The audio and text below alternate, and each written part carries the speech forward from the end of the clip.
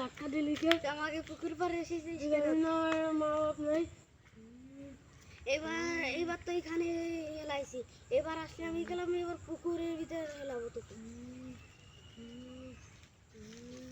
কি হয়েছে বাবা? আমরা ধাক্কা দিয়ে ফেলা দিছি। হে ধাক্কা দিলা কেন? এদিকে দাঁড়াও, সুন্দর করে দাঁড়াও, এদিকে ফিরে দাঁড়াও।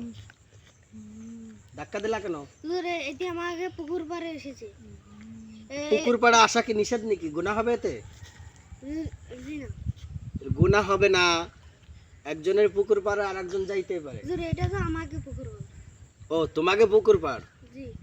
ও তোমাকে পুকুর পাড়ে আসা নিষেধ আছে? জি। কই কোথাও সাইনবোর্ড লেখা আছে? জি না। তুমি আসছো কেন? জোর গাছ দেখতে দিলাম। ভালো করে বলো। আমি এই জোর গাছ দেখতে দিলাম। এই জোর গাছ দেখতে আসছো? জি। এটা বট গাছ না?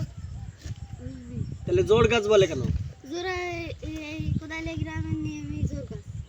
ও এই যে দুটো গাছ এদিক দেখা যাচ্ছে, এই জন্য এটাকে জোর গাছ বলে না? জি।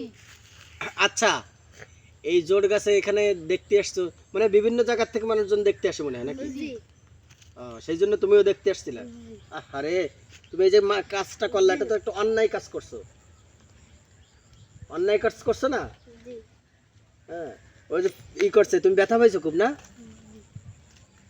ইস রে, তোমার যে চেহারা, এত সুন্দর চেহারার অধিকারী, তোমার দেখলে তো মায়া লেগে যায়। আর তুমি তার করলা, একটা বাচ্চা মানুষ। হ্যাঁ, তোমার তো সব কিছু আছে, ওর তো কিছু নাই, সেই জন্য তুমি এরকম করলা। এটা তো করা ঠিক হয় নাই। সামনে থেকে করবা নি? আর জি না। এতিম দেখলে তাদের মাথায় হাত বুলাবা, ঠিক আছে? জি। তাদেরকে টাকা পয়সা খরচ করে তাদেরকে কিছু খাওয়াবা, বুঝছো? তারা যদি খুশি হয়ে যায়, আল্লাহ খুশি হয়ে যায়, বুঝছো? জি। এখন ওর করো, ওর সাথে মুসাফা করো। হ্যাঁ, বলো যে মাফ করে দাও আমাকে। মাফ করে দাও।